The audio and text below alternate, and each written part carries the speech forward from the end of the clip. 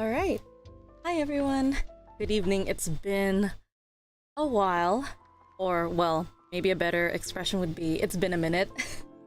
Yeah, it's been a good few weeks since I last seen you guys. It feels like it's been like 3 weeks since I last saw any of you guys here. I'm also doing audio check right now, so and it looks like everything's working just fine, so apologize for that. Yeah, so let me just go ahead and like show what we're doing today, and then I'll go straight into what we're focusing on today's stream. Today's going to be really relaxed, mainly because it's just been such a busy week for me, or the last few weeks, so I'll catch you up to speed on what's been happening. So welcome to session 10. And we are moving on to next here. And today's stream itinerary includes greetings, which I'll go over once we go to the next page, open discussion, meme reactions, well, if we have time for it, because I feel like today's gonna be focusing on more of the open discussions or streams of consciousness. So whatever comes to me, I'll just talk about it for today. And then questions, comments, concerns, and suggestions.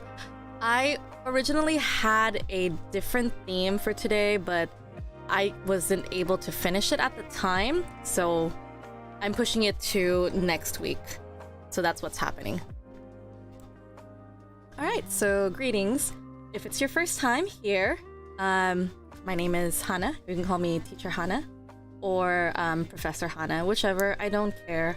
But I'm known as the Homebody teacher, so I just teach from home. And I see my friend Hans is in the chat, so hi Hans, thanks for joining. You didn't have to join, he's currently dancing right now.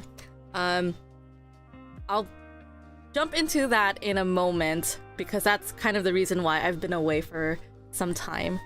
But yeah, so I hope everyone has been doing okay. I've missed you all. I really miss streaming, and it has been quite frustrating that I haven't been able to stream. Not only because I'm pretty sure some of you guys are probably frustrated that I'm not here consistently, because I only stream once a week. But at the same time, it's like, how do I say this? Not just that, but also I want to stream. Like, I really want to teach and stream on here, but I just haven't had the chance because of all of the things that's been happening. So let's go ahead and jump into our next point, which is open discussion. So feel free to join in if you'd like, if you are in the Discord call, if you are watching this stream hours after this has ended, still feel free to post in the forum, which I will update in the Discord group. So if you guys want to join the Discord group, go check the description box below. I copy pasted the invitation link to join that Discord, so you can find these live stream discussion posts. So I think it'd be great to just have people engage and comment under there. So yeah, I have to update that because I had a different idea for today, but I decided I don't have time to finish that setup. So here I am starting with something super last minute. So alright, so open discussion. What has been happening in the month of October? It has been extremely busy since the end of September. I've probably touched on this in the last live stream. I've talked about how I've been busy because my best friend got married, and then the following week was my birthday week, and then the week after that it was just getting back into work, or like starting work the same week as my birthday, I believe, and then transitioning back to having a routine for myself, which is dancing, and that is my exercise as well as my hobby. And also, yeah, that brings us to today. So the number one thing that has been a huge struggle for me is definitely energy. We had this whole conversation about introverts versus extroverts, and then there's also the there's two more of them. I forgot what it's called. I think there was a hold on, I'm actually gonna look it up right now because I know it's gonna bother me later. So let's actually check out this page.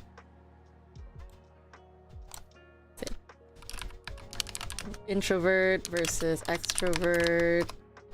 versus ambivert. Oh yeah, this one. Ambivert versus omnivert.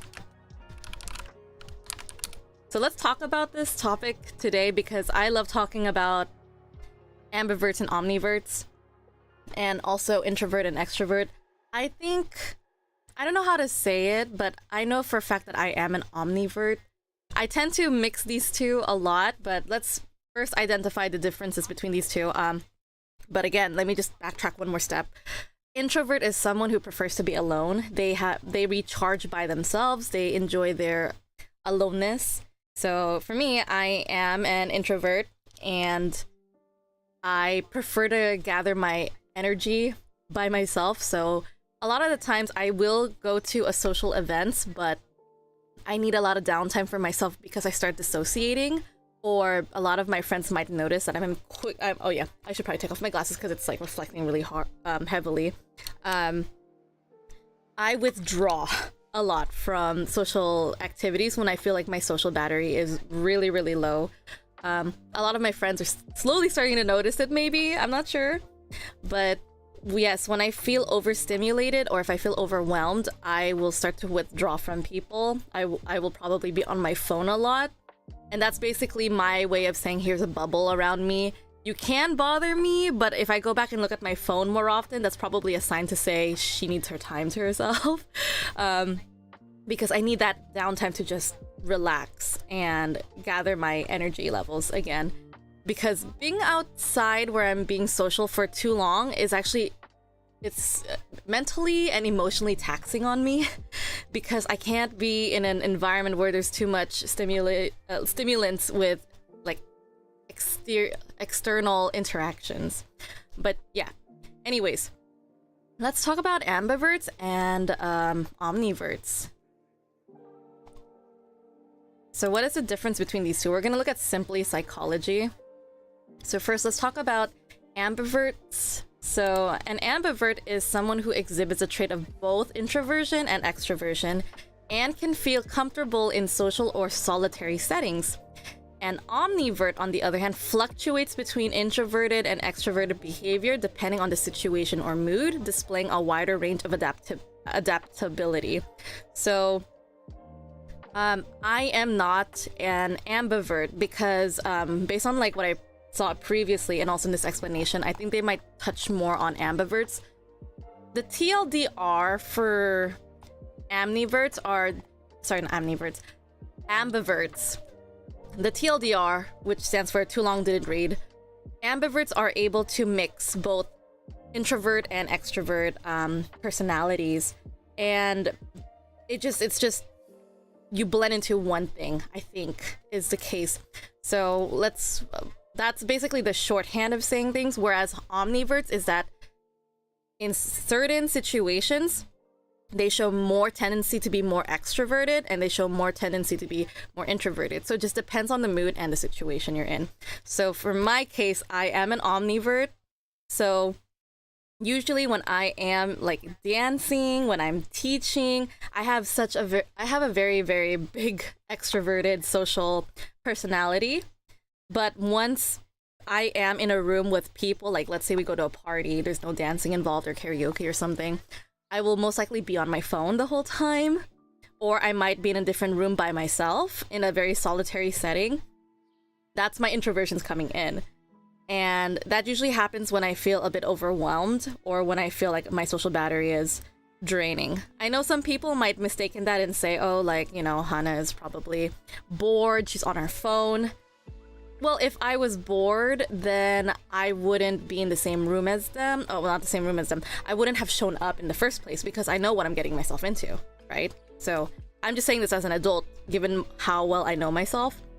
So I would not put myself in a situation where I would want to, I'm not putting myself in a situation where I want to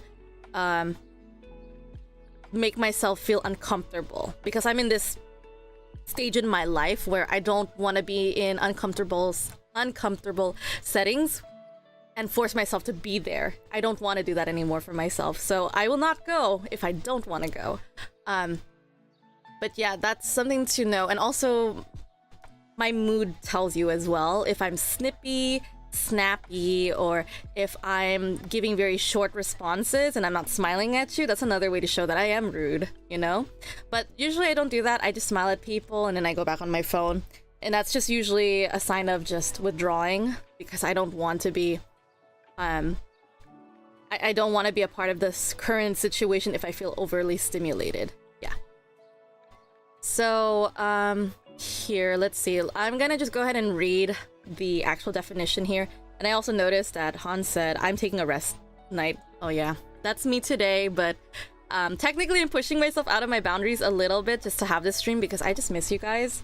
And of course I want to create this video to come back on schedule, because I know I promised last week and I was going to cancel last minute again, but I wasn't able to post a cancellation ahead of time, mainly because last night I stayed up till 5 a.m. working on a paper, and that morning I had a meeting, and then I went to school. Then from school meaning work. From work I went to straight to dance. So it's like, where did I have the time to sit down and type on Discord and announce the thing? I didn't. I was so busy today. So yeah, I just decided, you know what, I'm just gonna commit. I already told you guys I'll be here, so I'm here. So anyway, sorry about that tangent. We are here on what is an ambivert.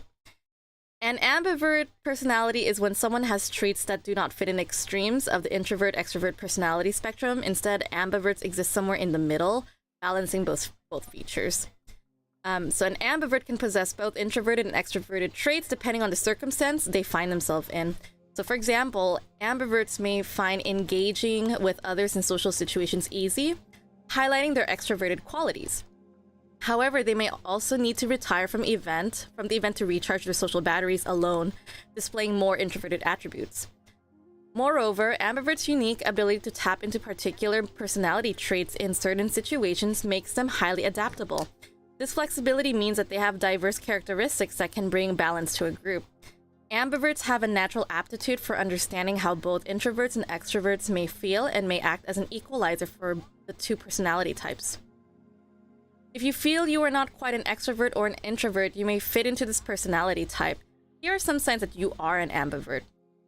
The first point is you have the skills to both contribute to discussion and intently listen to the conversation.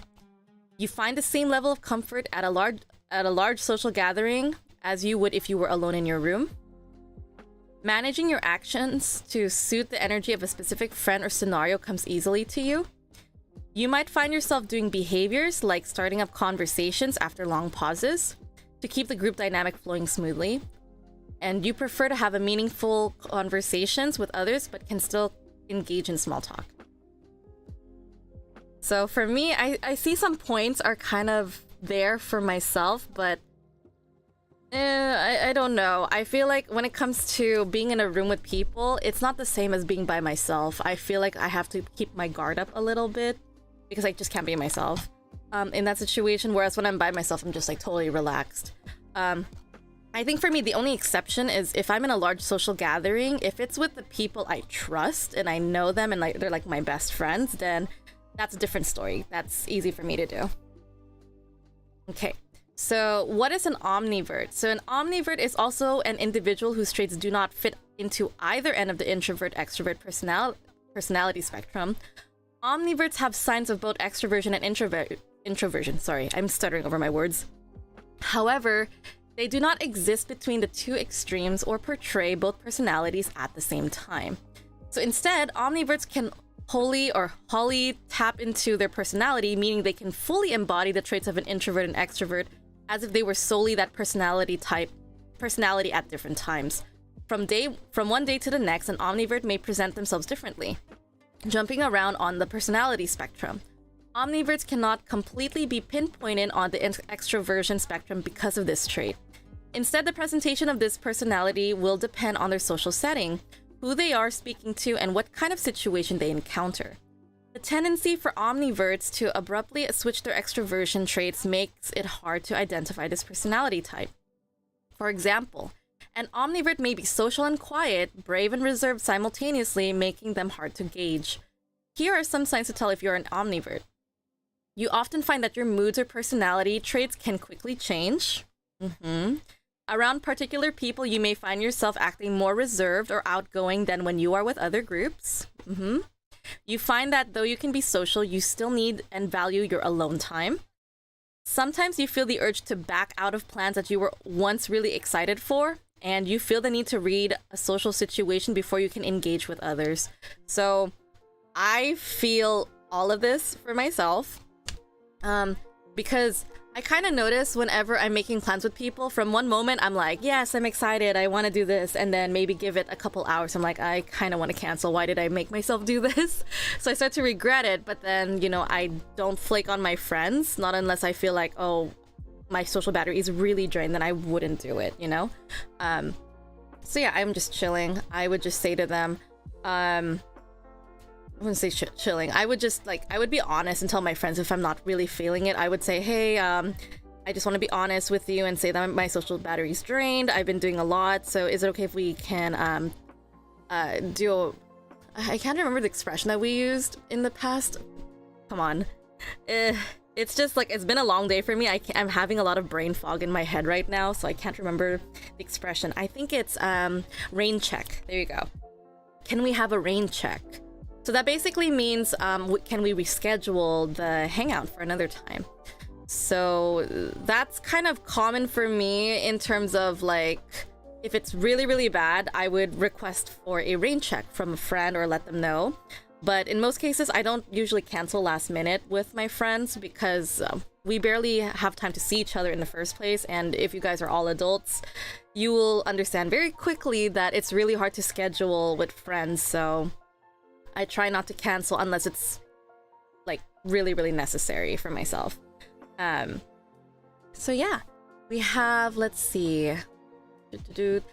If you notice that your personality kind of changes in terms of introversion and extroversion personality, that's what we're looking at. Your personality shouldn't change overall. It's just the energy that you have around people. So when I'm around outgoing people, for example, let's say I have my best friend who has a lot of extroverted traits.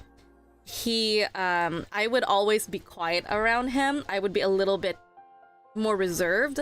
Not unless we're both engaging in an activity that we both like, then I would show more of my extroversion side around him. But in most cases, I'm more introverted in his presence because he's super he's the hyper friend, and I'm just a friend that's just in the background, I'm so drained of battery. I need to find that meme, so if you know that meme, Hans, that'd be great. I might even edit the video later when this stream gets edited. I'll find that meme and I'll just post it here for you guys to see as reference. So that's the perfect representation of me and my best friend. Another one, also activities, for example, dancing and singing. This crowd of people tend to be very extroverted in most of my experiences. So in those cases, I show more of my extroverted traits than I do with my introversion. So I'm more outgoing in that case. But if we're just sitting around in a room and everyone wants to talk about drama, tea, whatever, I'm usually the quiet one. I would listen. Not unless it's a conversation that I'm passionate about, then I would be more vocal.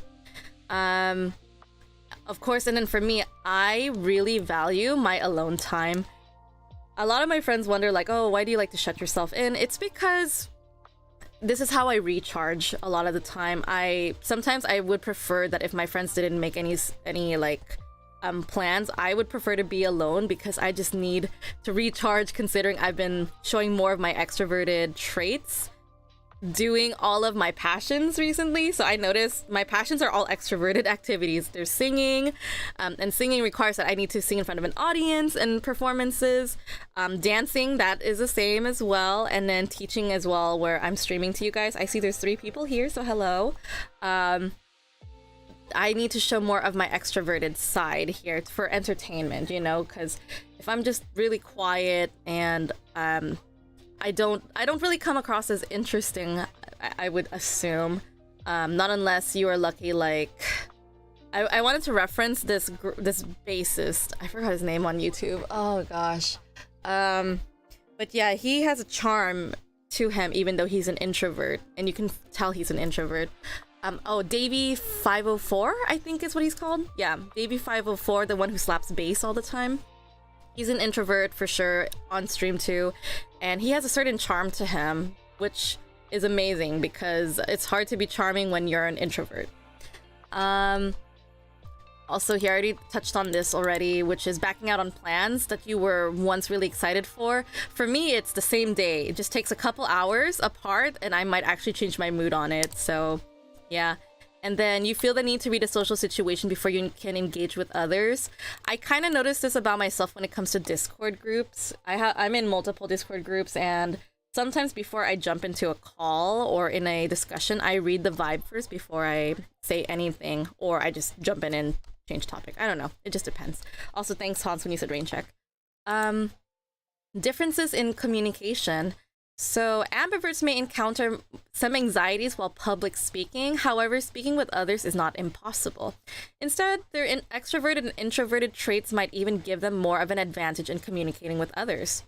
For example, an ambivert might use their extroverted side to give them the confidence to be more outgoing and deliver a great speech, while using their introversions to think carefully about what they might say.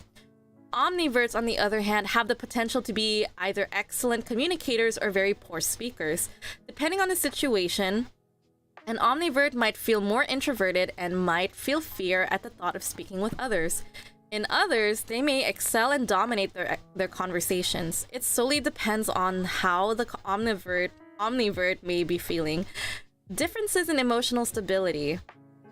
Ambiverts can slightly alter their personality in specific situations to be more introverted or extroverted. This capability allows them to become familiar with regulating their behaviors. As a result, they are much more stable in their moods, and ambiverts' emotions will tend to be more predictable and consistent in their everyday interactions.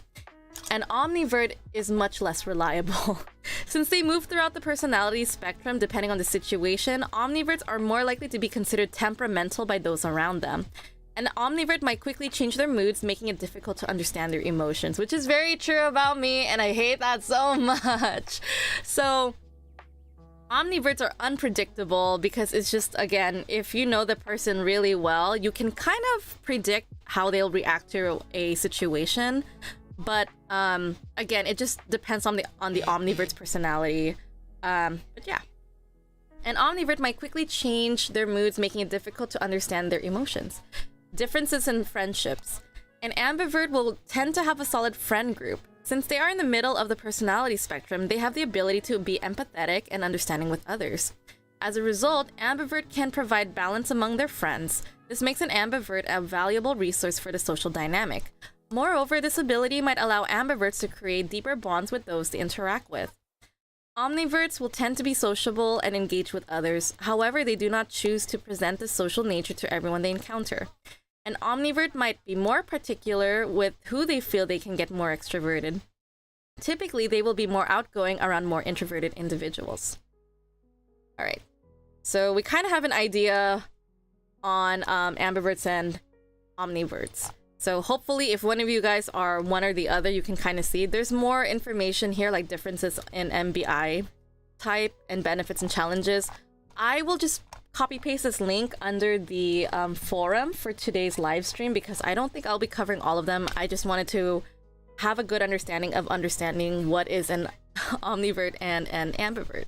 So yeah, this is one of our open discussions and stream of consciousness for today. My tired head is just like going with the flow of it. So yeah, speaking of my head, I don't know if I told you guys, but I am an undiagnosed adult with ADHD, which kind of sucks. I say undiagnosed because I did not see a medical professional for it. However, I know my symptoms are exactly the same as my sister. And my sister went and got herself diagnosed with a medical professional, and she was diagnosed with ADHD. In that case, I don't know the severity between my sister and I. That's probably where we differ. So the severity could be extremely bad or like moderate or mild. We'll see. So I have yet to be diagnosed on the severity of my ADHD. So by far, I have not really managed it. I did use some products that were I wouldn't say were used, but no, I use products that encouraged like focus. So lion's mane, for example, is a type of mushroom that I use, and I remember using with CBD at the time, and this helped me when I was going through my final exams for college, or sorry, my final exams for postgraduate studies. So it helped a lot. So that did tell me that I was really dependent on I am dependent on like products that would help me focus, because I get easily distracted. And it's also really clear to see it in the way that I'm having this conversation with you guys. Sometimes I go off tangent. That's my ADHD acting up.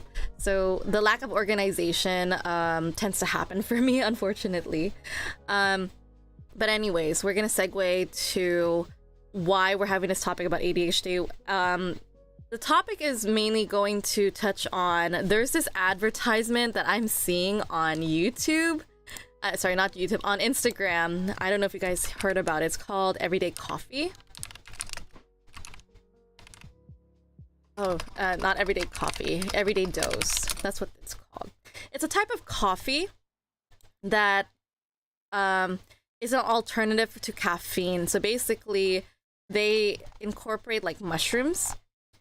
And they also, let me see what did they incorporate here. I'm gonna skip that. Where is their recipe? It should be in here. They tell you what's in it.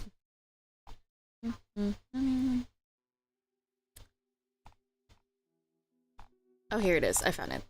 So this is lion's mane. This is the one I was talking about.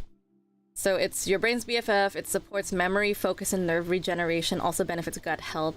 So lion's mane is what I use to help me with my focus. And it's, so far, Everyday Dose, I've been drinking it since Sunday this week. So it's been Sunday, Monday, Tuesday. It's been 3 days that I've been trying Everyday Dose. And it works effectively on me. I think I noticed it almost immediate. It was like within the second day I started noticing changes to me. Especially when I wake up in the morning and how focused I am in the morning and more alert. It works for me because I don't drink coffee.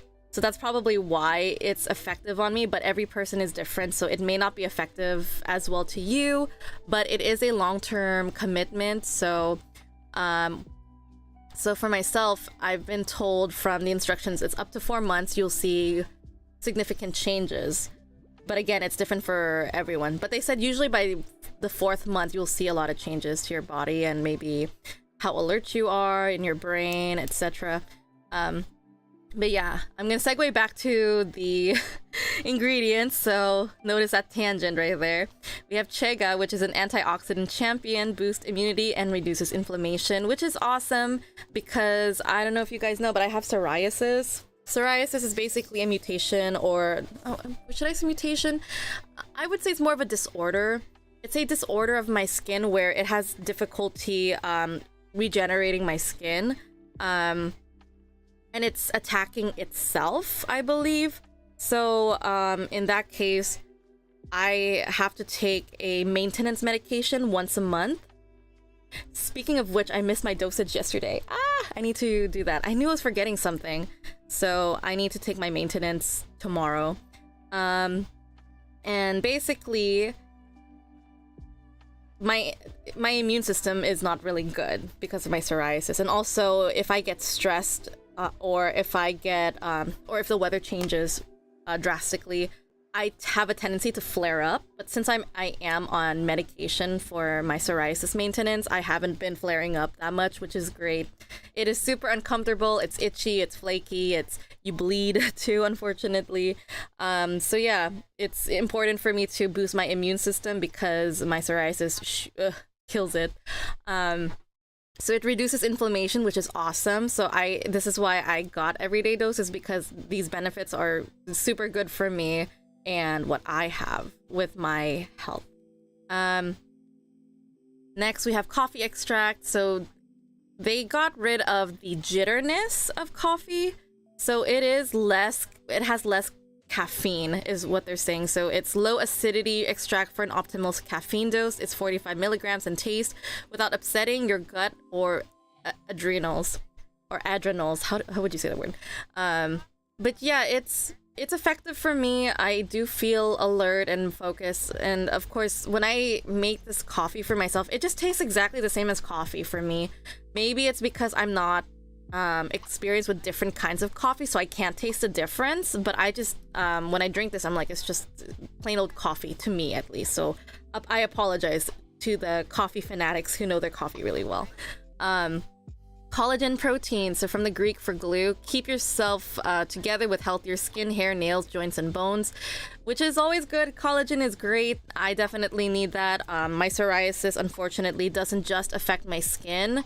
It does affect my nails. So I notice my nails usually have this like really weird like indent inside them, and people might mistaken that as what's the word for it? People might mistaken it as fungus, but it's not fungus. It's psoriasis. It's my skin that's not working well inside the nail beddings. So it's great for that. It's good for my hair too, where again, the skin of my my scalp is covered in psoriasis when I used to flare out, but it's good now.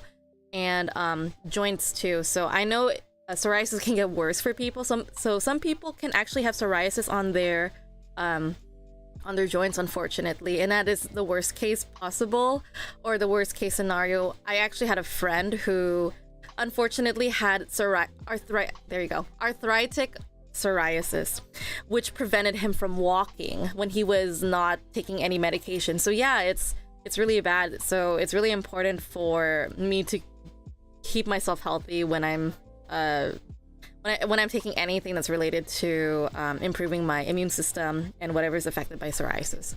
And then the last one's L-theanine, an amino acid found in tea leaves that reduces anxiety while improving focus and sleep. So overall, for myself, Everyday Dose works fantastic for me, and I've been drinking it once a day. I still have my cup, which I haven't finished, I think. I don't know if I want to drink it now or to save it for tomorrow. But yeah, it's working well for me, and I'm hoping that over time I will be losing weight.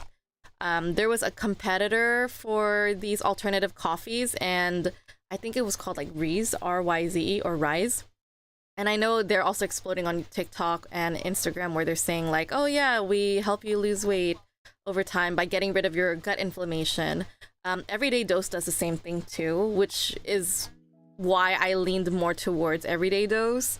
And I also read somewhere in the reviews that it has an aftertaste of like chocolate. Personally, I don't taste it. I don't taste the chocolate at all.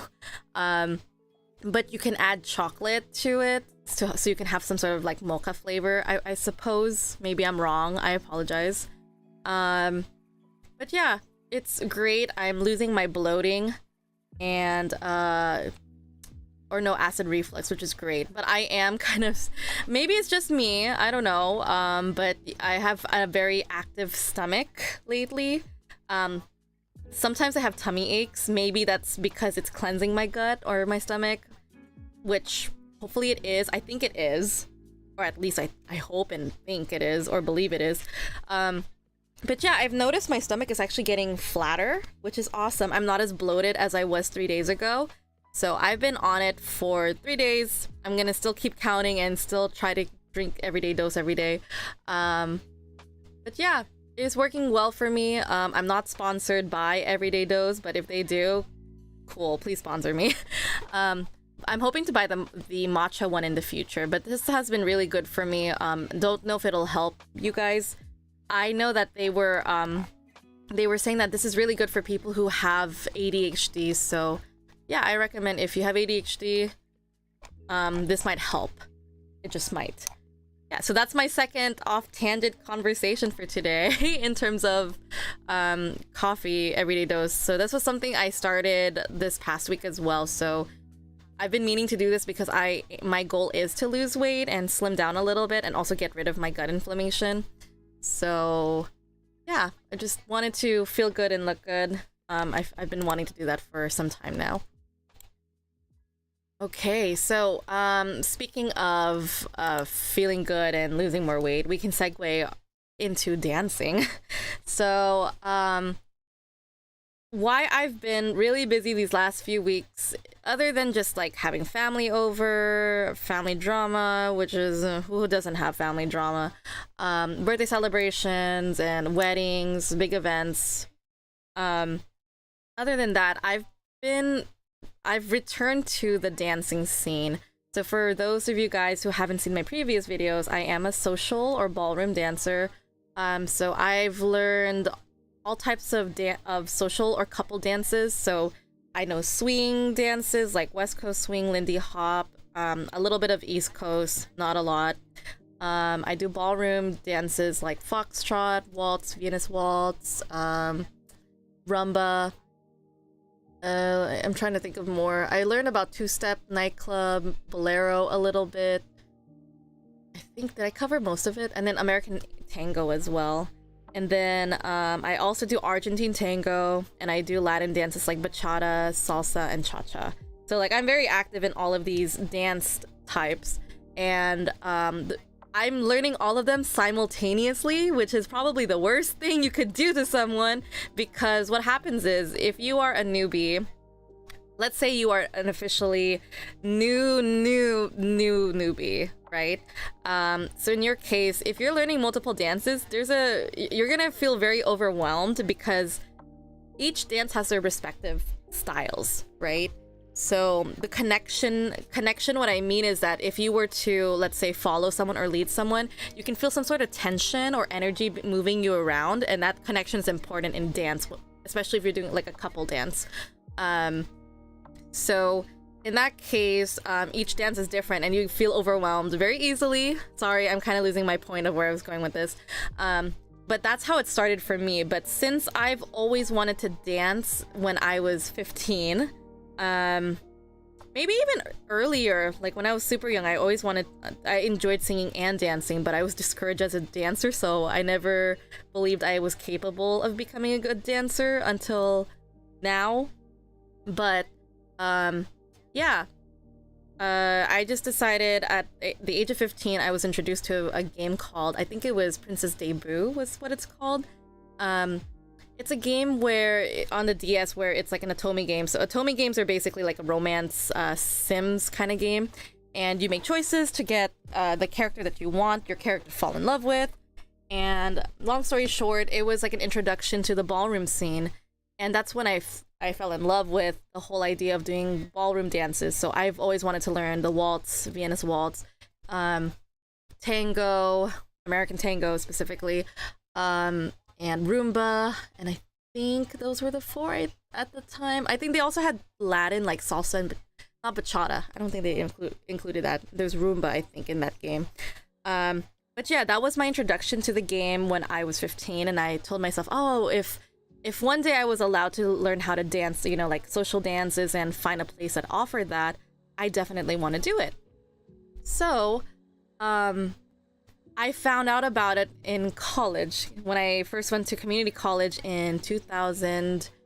I think it's 2016 or 2017. I met a friend who introduced me to Lindy Hop, and that was my first introduction to like couple dances. So I fell in love with Lindy Hop. It's a lot of cute dancing. You're jumping and hopping, and it's a very, very fun activity. But you do sweat a lot, so it's great for cardio if you especially do not like running on a treadmill for long durations, and if you want to sweat while having fun and dancing to music.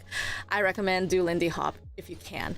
But you do move a lot in place, so you're bouncing. I don't know if I would say bouncing, but I would say you're pulsing a lot. You're bending from your knees and hopping. But yeah, it's a lot of cardio.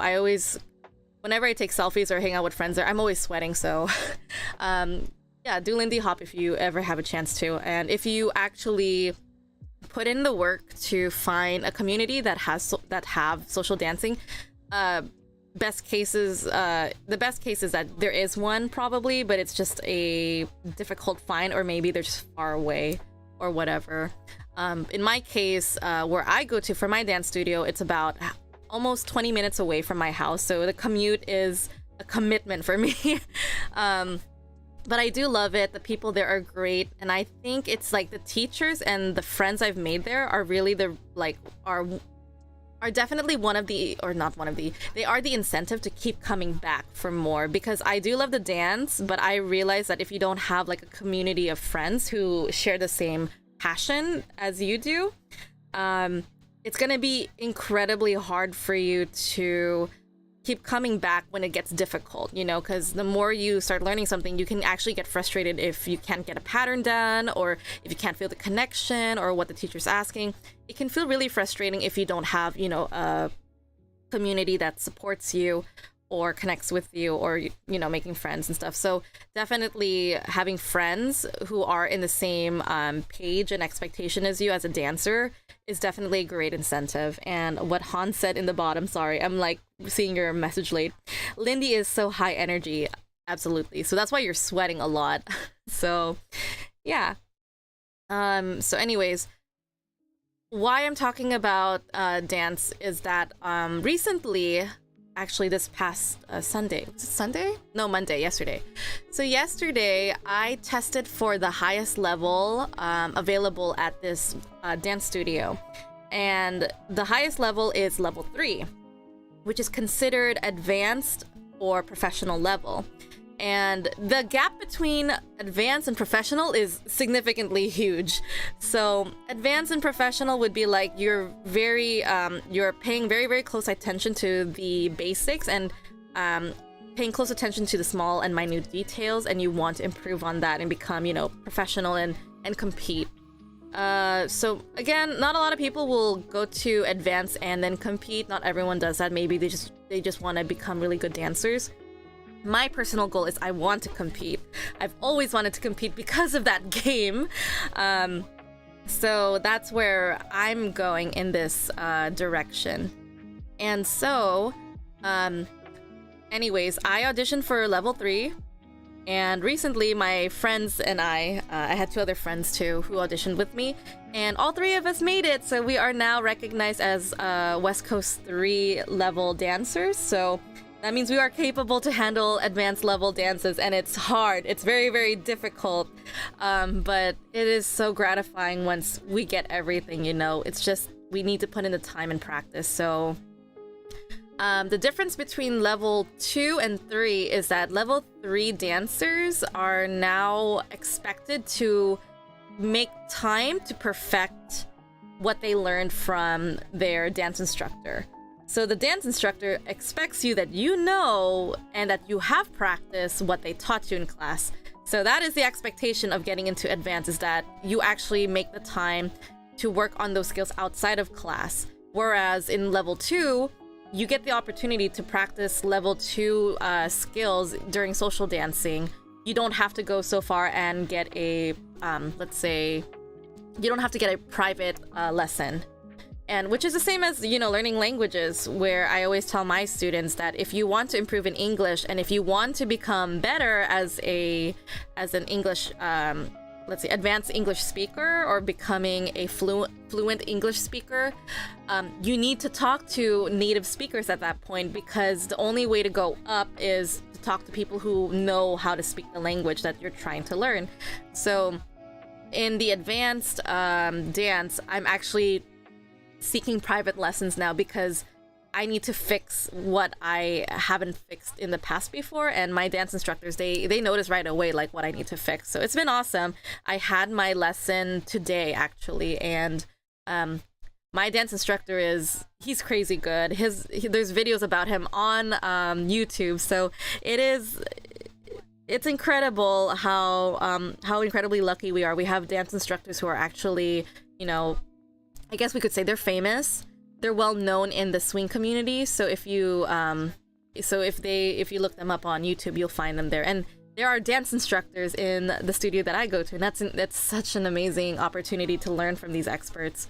Especially when you know, like when you watch them, you're like, you're fanboying over them. So yeah, learning from my dance instructor today was incredible. He was amazing. He knew what was wrong. He knew how to fix my problems right away.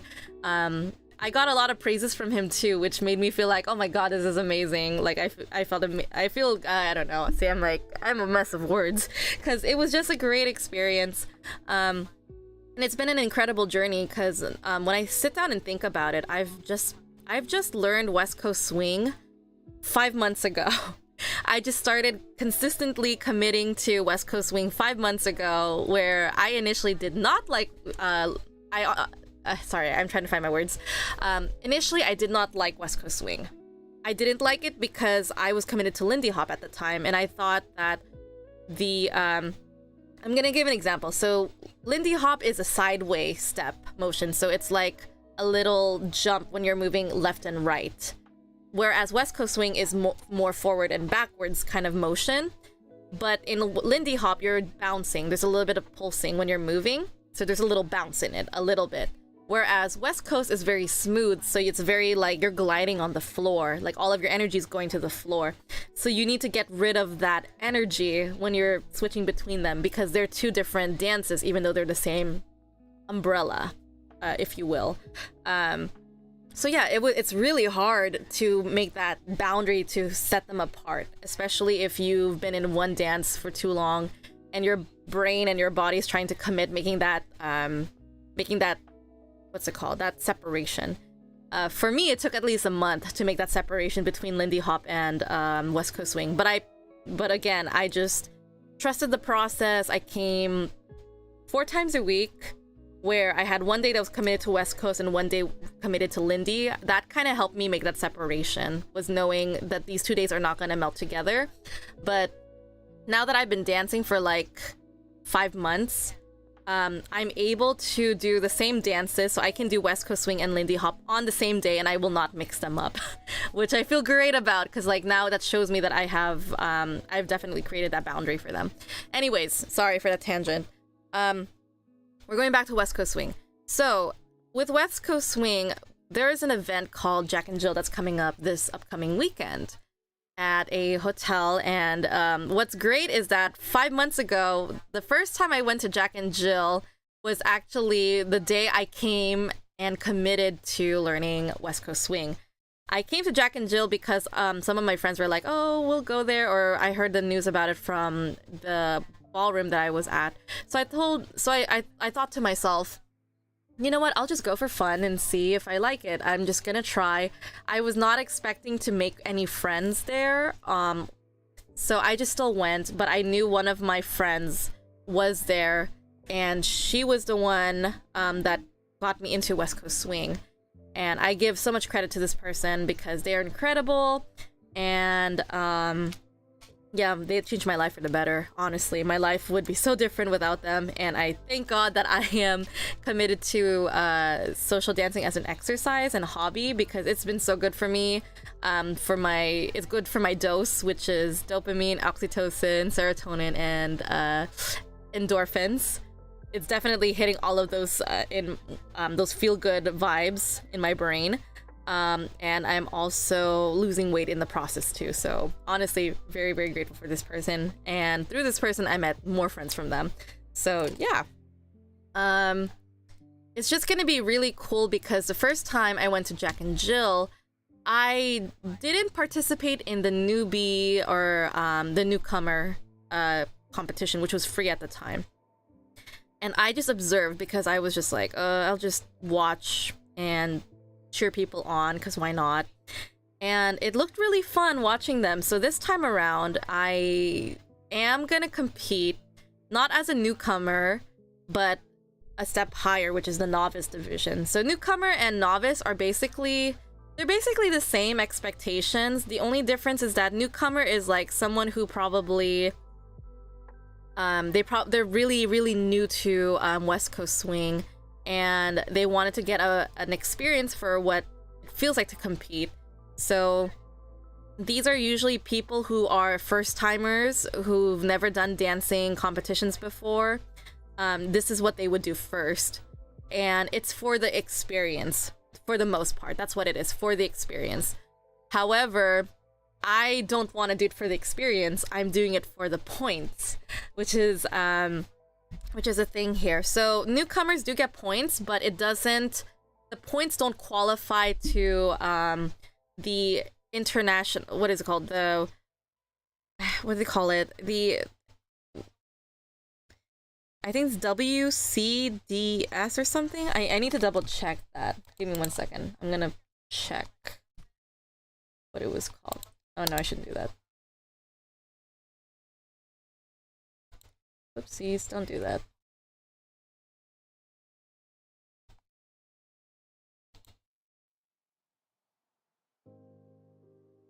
So sorry about that. I just pressed something. I should do this one.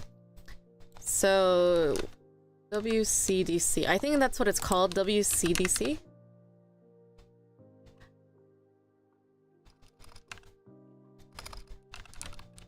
Dance Council.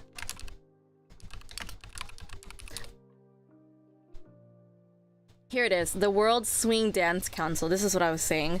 So the thing is, if I pursue the newbie rank, we do get points, but it will not qualify for the World Swing Dance Council, which is basically a Hall of Fame. These are list of people who are actually competing. So if you get at least 1 point to your name from the levels novice, intermediate, well, everyone starts at a novice.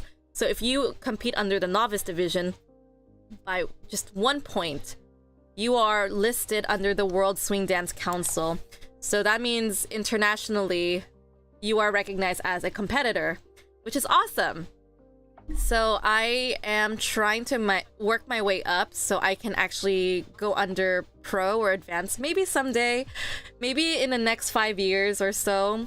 Because I will try to compete more often, and it's just a fight for points, and it is hard. It does get difficult the higher you go, but I still want to, because like I think this is stemming from my dream when I was 15 and playing that DS game, Princess Debut, where I really want to compete in dance. Like it's just a personal goal of mine. So of course when I'm competing, I need to find myself a dedicated partner who's willing to go there with me. So of course I got lucky and I met someone who wants to go as far as go and compete at the US Open. And last night I just spoke with one of the dancers from our dance studio, and one of them explained to us that when you go and compete for the US Open, you can actually compete for swing. I asked him if we have to be at professional level at that point, and he said to us that no, we can actually compete in novice for US Open if we wanted to. I'm like, oh, that's cool. But we will see how that goes. But for now, I want to compete I want to compete in as many competitions in the World Swing Dance Council and build up my points. Let me see if they have the rules here so they could tell you how it works.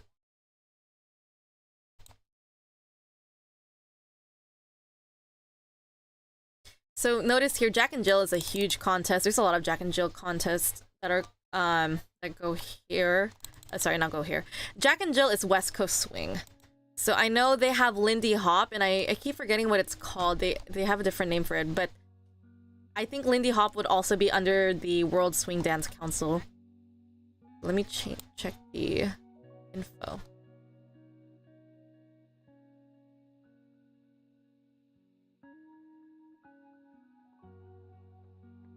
So the cool thing is, once I sign up for a Jack and Jill event, the moment I get 1 point, my name will be registered under the World Swing Dance Council, and then they will tell me if I'm a follower or a leader. So they write your name and they tell you what you are, and then they write down how many points. So for me, I don't think I plan to ever compete as a leader. I will learn lead roles for fun, but I will compete as a follower, I believe. Let me see. I don't know what this is.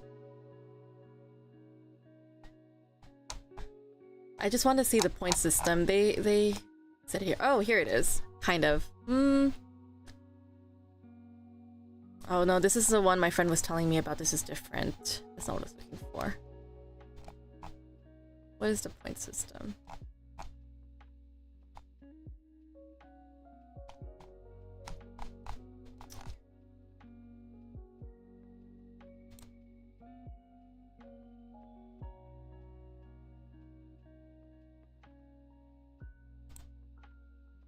I wonder if it'll show.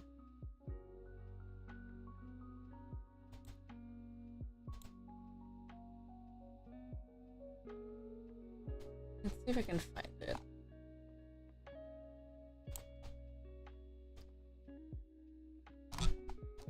It's WSDC. Tiers.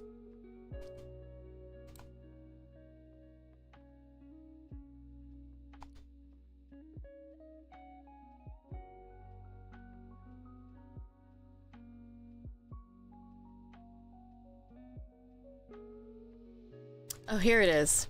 Here it is here. So it's a great way to just show it here. New dancers, competitors should check event rules, while WSDC requires new dancers to start in a skill level no higher than novice. Some events make the newcomer division mandatory for new dancers. So fortunately for this upcoming Saturday, I can skip newcomer and jump straight into novice, because novice is where points will count towards the WSDC.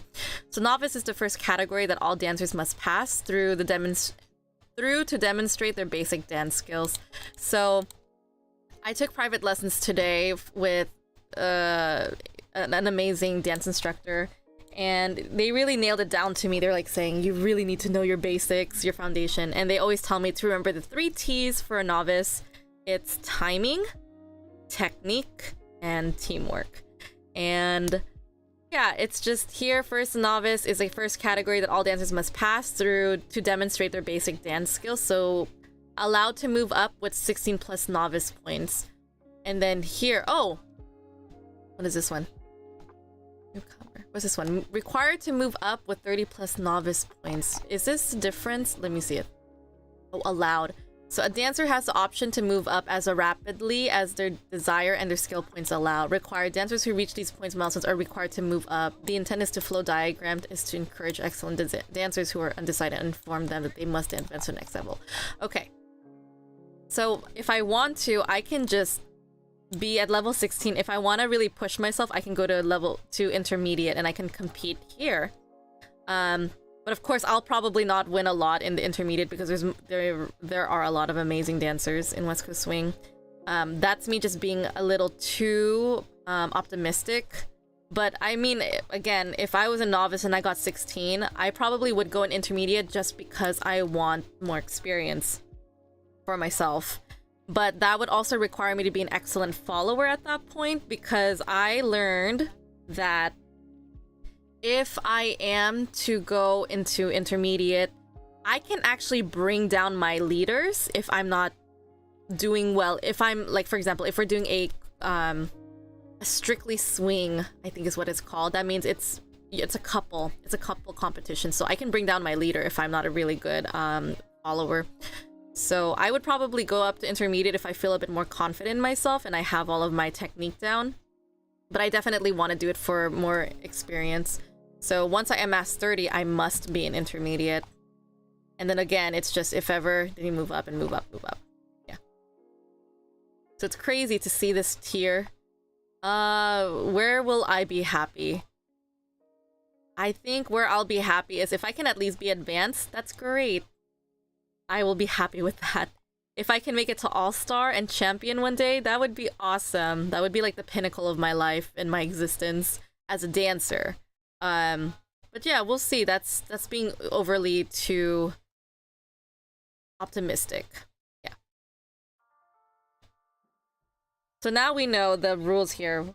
And then here, let me see what Han said. Han said, I do both. Strictly is when you select your partner before the competition. Ah, I see. Got it. So yeah, in the future, my partner and I will compete strictly one day. We'll see. It's just a lot of money. That's always the thing. That's the one thing I feel really sad about, is that money is an issue. It's not cheap to compete, guys. Like, here's the thing.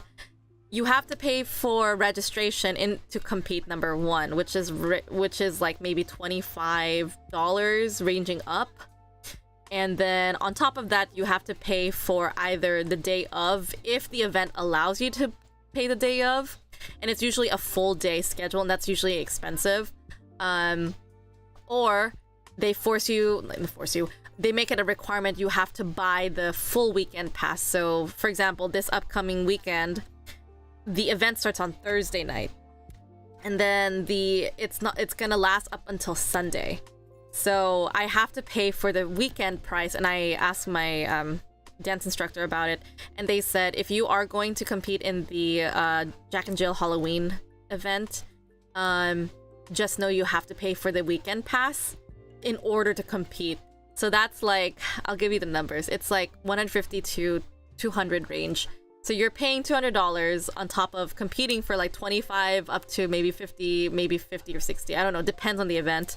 And then possibly parking too on top of that if the venue that we're competing in doesn't allow free parking. So you're looking at paying, if you're doing parking 4 nights, for example, you're probably looking at paying almost roughly $500 for a dance event. And that isn't expensive. Yes, like what Han said in the chat, event, weekend pass, and competition is mandatory. So for now, for my price, while I'm doing this, I'm paying roughly like 200. How much am I paying? I'm paying roughly 250. I think. Yeah, around 250 or less for this weekend alone, because I'm paying for the weekender pass.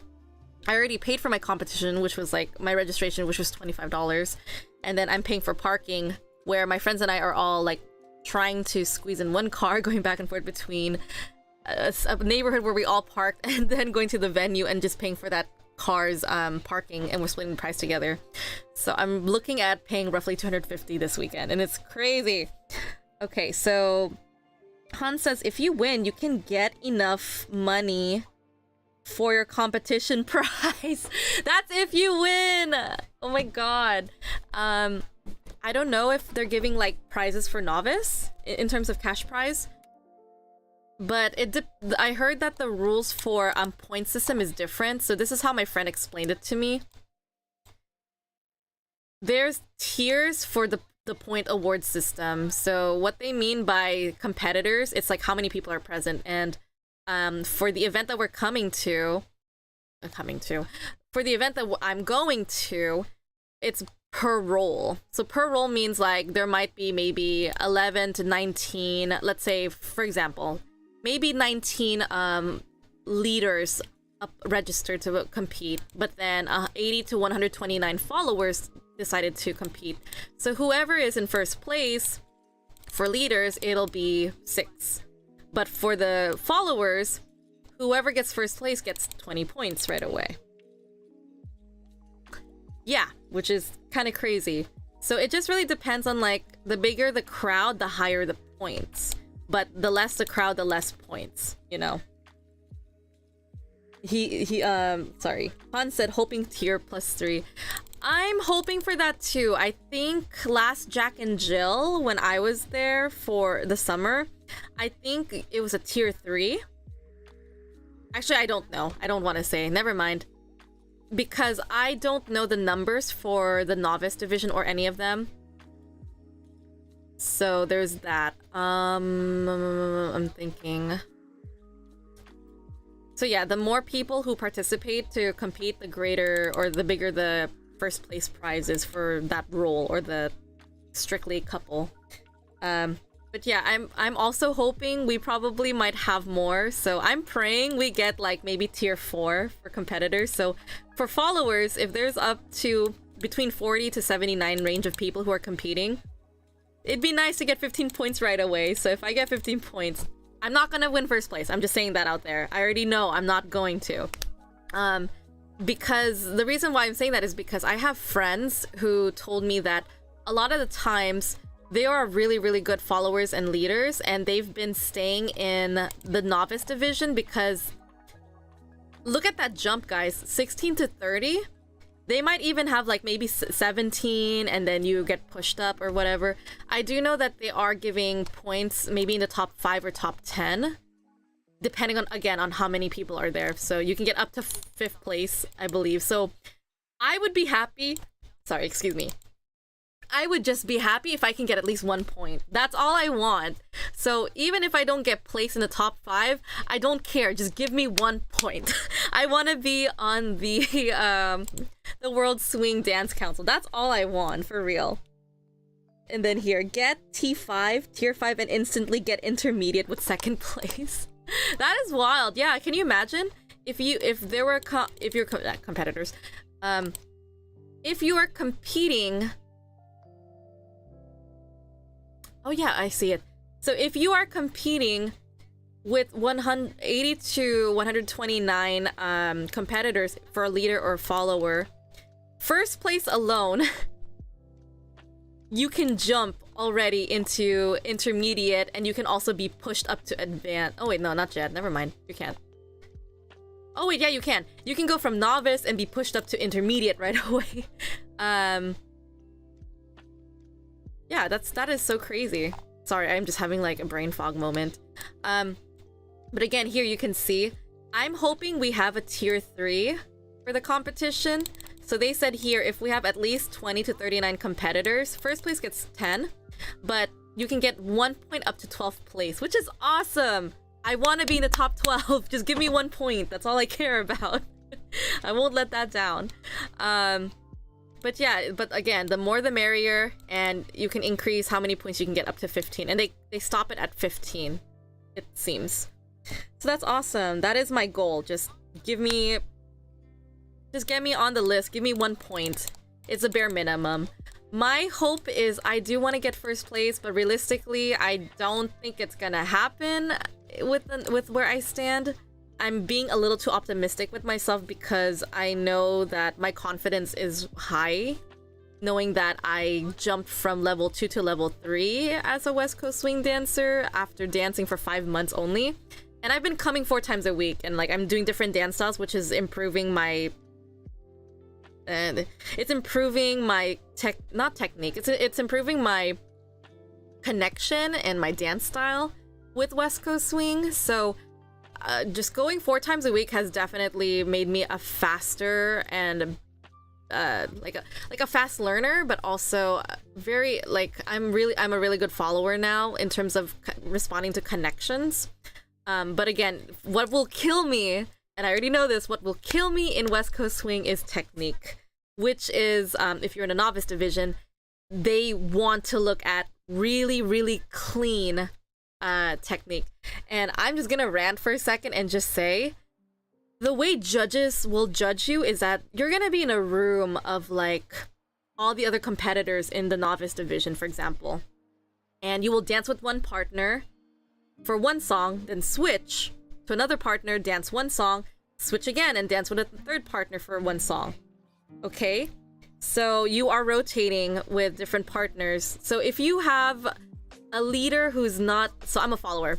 I've been told that if you get yourself a leader that doesn't know their timing, they could possibly screw you over as a follower if you're depending on them.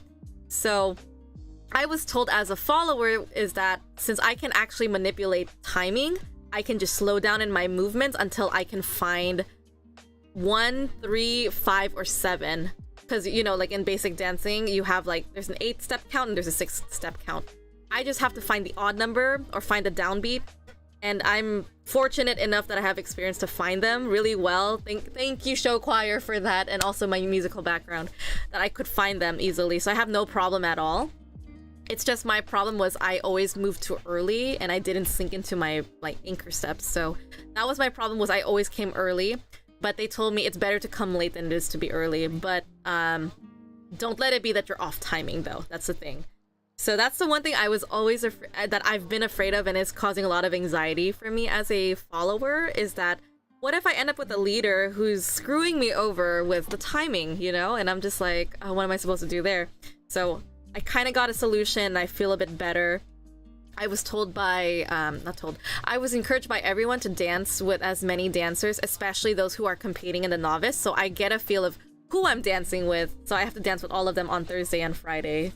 Thursday, Friday, Saturday. So I'm going to this weekender 4 times this week.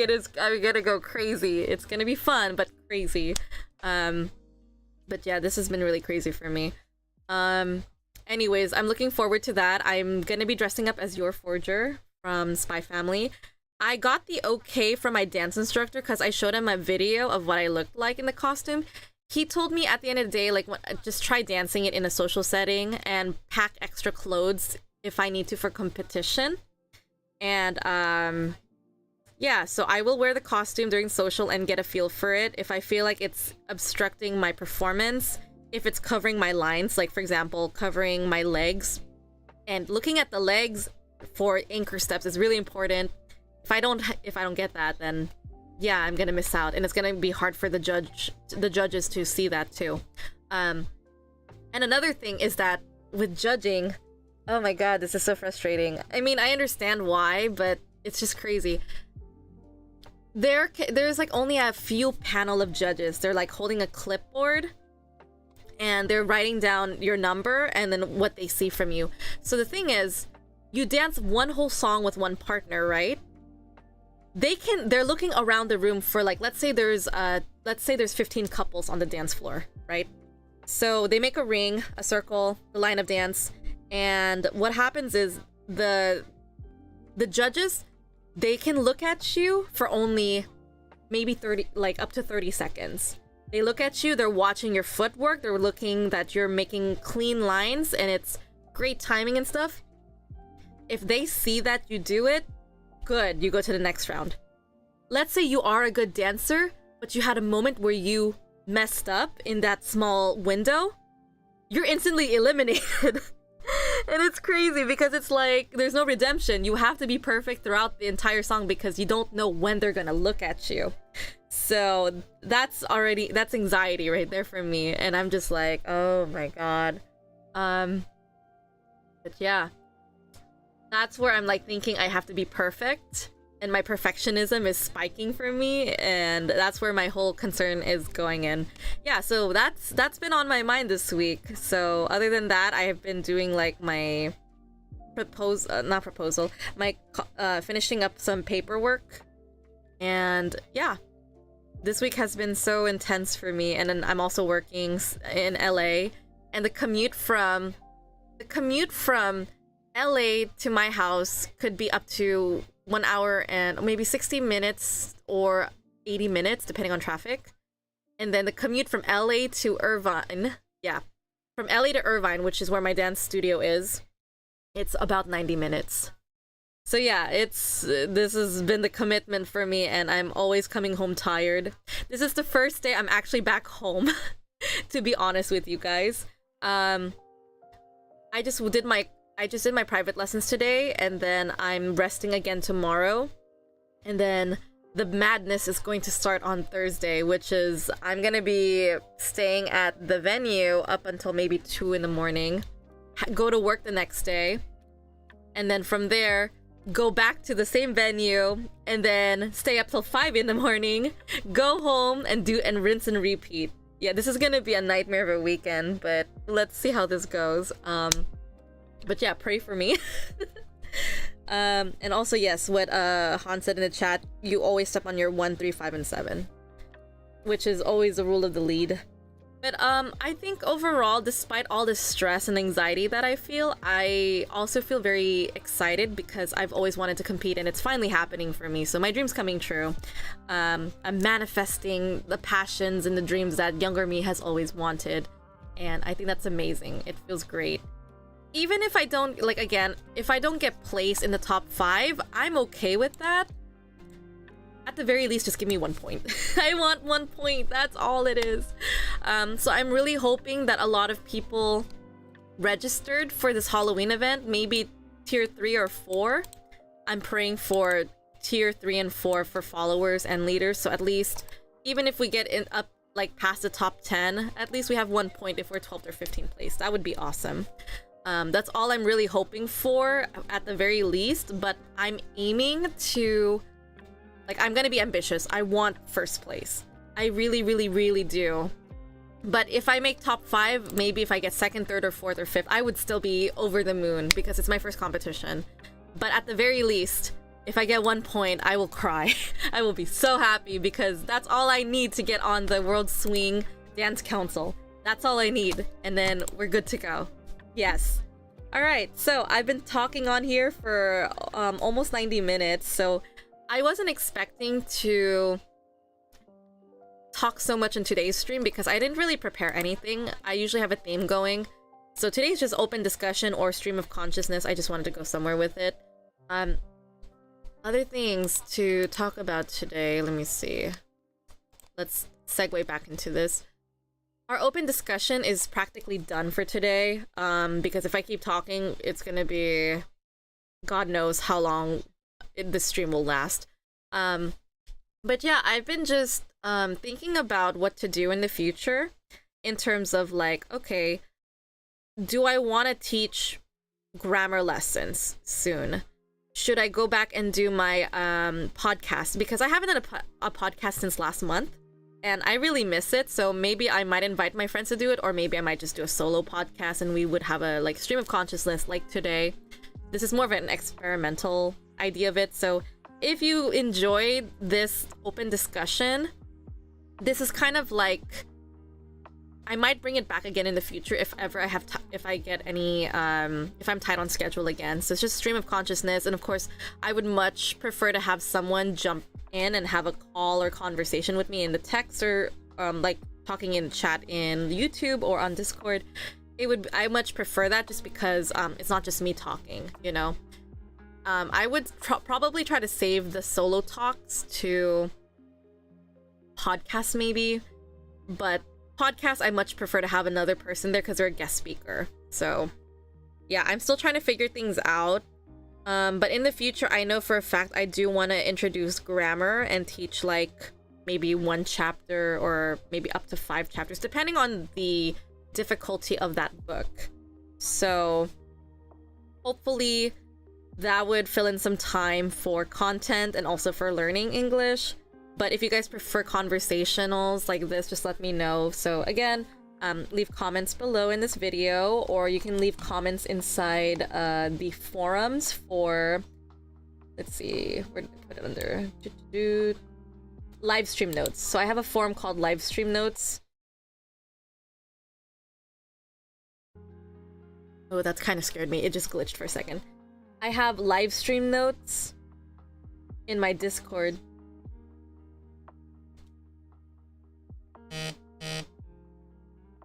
Okay, yeah, I had to pause for a second because I was checking my video. It also froze. Yes, so I have my live stream notes. You can probably see it because I clicked the live stream notes and my stream has been affected. You can see here, if I were to scroll here, that it's a session 1, March 6, 2023. So I have my little thumbnail. I put a screenshot of the itinerary for that day. I also post the stream recording of that day, and then underneath that I would just make my little highlights videos, which I'm gonna be honest, it's really hard to edit videos nowadays since I'm going to LA frequently.